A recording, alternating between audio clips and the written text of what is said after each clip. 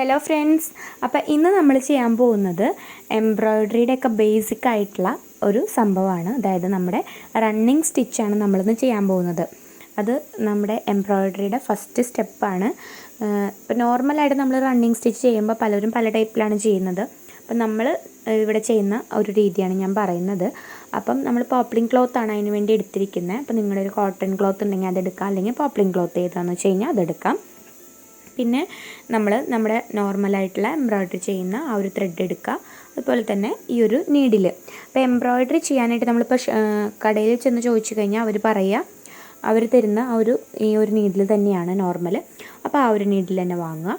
എന്നിട്ട് നമ്മൾ ഒരു 6-7 ഉള്ള നൂലായിരിക്കും നമ്മുടെ ആ ഒരു കെട്ട് നൂല് എന്ന് പറയുന്നത്, എംബ്രോയ്ഡറി ചെയ്യുന്ന ഹാൻഡ് എംബ്രോയ്ഡറിയുടെ ആ ഒരു ത്രെഡ് എന്ന് പറയുന്നത്.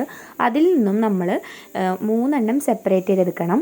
എന്നിട്ട് നമ്മുടെ ആ ഒരു സൂചിയിൽ കോർത്തിട്ട് ഒരറ്റം കെട്ടിട്ട് കൊടുക്കണം. അപ്പം നമ്മളിതുപോലെ ഇങ്ങനെ സെപ്പറേറ്റ് ചെയ്തെടുക്കുമ്പം കെട്ട് വീഴാതെ സെപ്പറേറ്റ് ചെയ്തെടുക്കുക. എന്നിട്ട് ഈ ഒരു 3 ലെയർ വെച്ചിട്ടാണ് നമ്മൾ സ്റ്റാർട്ടിംഗ് ആയിട്ട് നമ്മുടെ നോർമലായിട്ടുള്ള റണ്ണിങ് സ്റ്റിച്ച് ചെയ്തെടുക്കുന്നത്. അപ്പോൾ ബിഗിനേഴ്സൊക്കെ ആണെന്നുണ്ടെങ്കിൽ തന്നെ നമുക്ക് ഏറ്റവും എളുപ്പം പോപ്ലിംഗ് ക്ലോത്തോ അല്ലെങ്കിൽ കോട്ടൺ ക്ലോത്തിലോ ചെയ്തെടുക്കാവുന്നതാണ്. നമ്മൾ നോർമൽ എംബ്രോയ്ഡറി ഒക്കെ ചെയ്ത് പഠിപ്പിക്കുമ്പോൾ പോപ്ലിംഗ് ക്ലോത്തൊക്കെയാണ് അവർ യൂസ് ചെയ്യുക.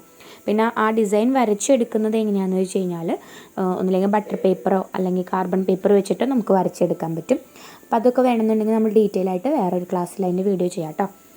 എന്നിട്ട് നമ്മൾ ഒരറ്റം കെട്ടിട്ടിട്ട് ആ ഒരറ്റത്തു നിന്ന് താഴെ നിന്ന് മേളിലേക്ക് എടുത്തിട്ട് ഇതുപോലെ റണ്ണിങ് സ്റ്റിച്ചാണ് ചെയ്ത് കൊടുക്കുന്നത്.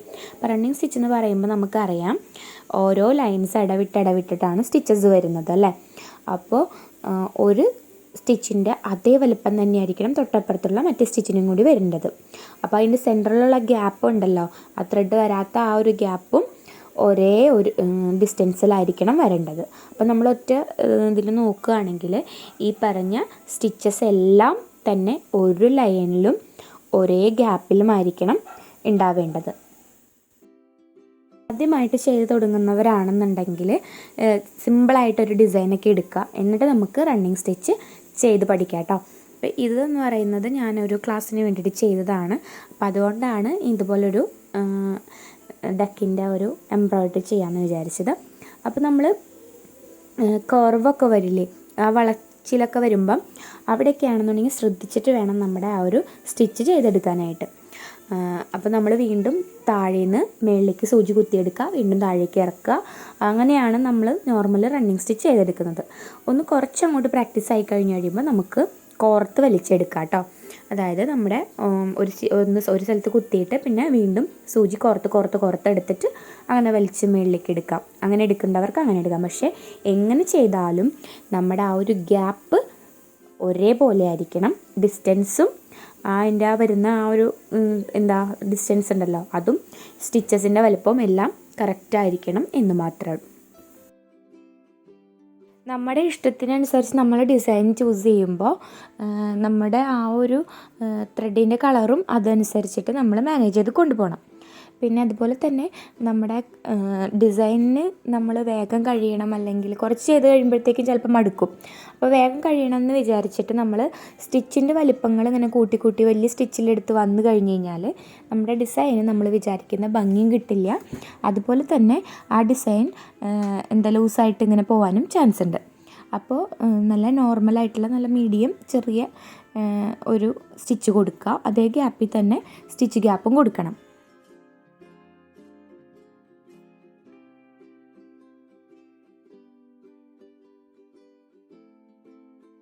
പിന്നെ ബിഗിനേഴ്സിനൊക്കെ പറ്റുന്ന ഒരു അബദ്ധം എന്ന് പറയുന്നത് എന്താണെന്ന് വെച്ച് കഴിഞ്ഞാൽ നമ്മൾ ചിലവർക്ക് ഇതിനോട് ഭയങ്കര ക്രേസ് ആയിരിക്കും. അപ്പോൾ എംബ്രോയ്ഡറി നമ്മൾ ചെയ്ത് ആ ഒറ്റയ്ക്കൊരു തോന്നലിന് അങ്ങോട്ട് ഇരിക്കും.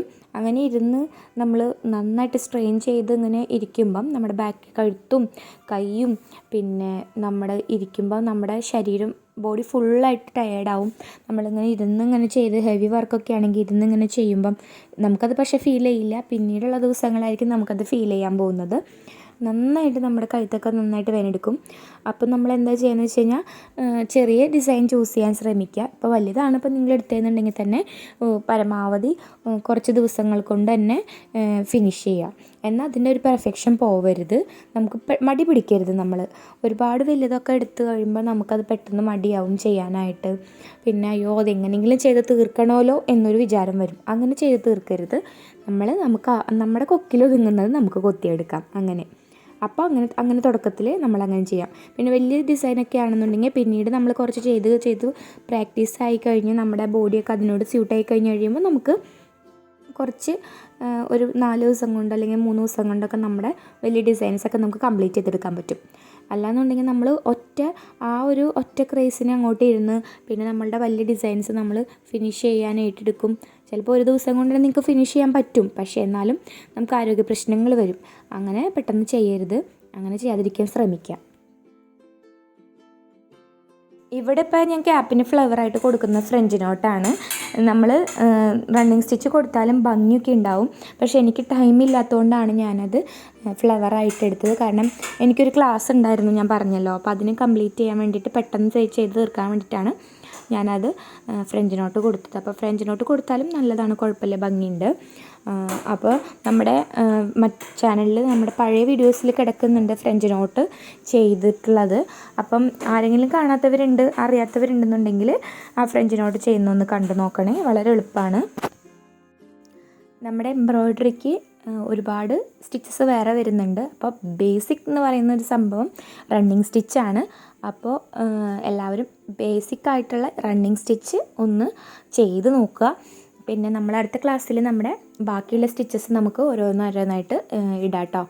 അപ്പോൾ നമ്മുടെ വീഡിയോ ഇഷ്ടപ്പെട്ട് കഴിഞ്ഞ് കഴിഞ്ഞാൽ ലൈക്ക് ചെയ്യണം. അതുപോലെ തന്നെ ഒന്ന് സബ്സ്ക്രൈബ് ചെയ്ത് സപ്പോർട്ട് ചെയ്യുക. പിന്നെ അതുപോലെ തന്നെ നിങ്ങൾക്ക് എന്തെങ്കിലും ഡൗട്ടോ എന്തെങ്കിലുമൊക്കെ ഉണ്ടെങ്കിൽ ഒന്ന് കമൻറ്റ് ചെയ്യുക. പിന്നെ ഫ്രണ്ട്സിനൊക്കെ ഒന്ന് ഷെയർ ചെയ്യുക. അങ്ങനെ നമ്മൾ റണ്ണിങ് സ്റ്റിച്ച് കൊണ്ട് നമ്മുടെ ഡിസൈൻ ഇവിടെ കംപ്ലീറ്റ് ആക്കി എടുത്തിട്ടുണ്ട്. ഇങ്ങനെയാണ് ഫൈനൽ ലുക്ക് വരുന്നത്. നല്ല ഒരു സ്റ്റിച്ചാണ് കേട്ടോ. വളരെ എളുപ്പത്തിൽ നമുക്ക് ചെയ്തെടുക്കാൻ പറ്റുന്ന ഒരു സ്റ്റിച്ചാണ് നമ്മുടെ റണ്ണിങ് സ്റ്റിച്ച്. എല്ലാവർക്കും അറിയാവുന്ന ഒരു തന്നെയാണ്. ബിഗിനേഴ്സിന് പറയാത്തവരായിട്ട് ആരും ഉണ്ടാവില്ല. എന്നാലും ഞാൻ പറയുകയാണ്, ബിഗിനേഴ്സ് ചെയ്യുമ്പം ഒന്ന് ശ്രദ്ധിച്ച് ചെയ്താൽ മതി. ആ ഒരു കർവൊക്കെ വരുന്നിടത്ത് ഇത്തിരി ഒന്ന് ശ്രദ്ധിച്ച് എടുത്ത് ചെയ്താൽ മതിയാവും. ഇനി നമ്മൾ അടുത്ത ഒരു ക്ലാസ്സിൽ നമ്മുടെ അടുത്തൊരു വീഡിയോ ആയിട്ട് വരും. ട്യൂട്ടോറിയൽ വീഡിയോ തന്നെയാണ്. അപ്പോൾ അടുത്ത ക്ലാസ്സിൽ കാണാം.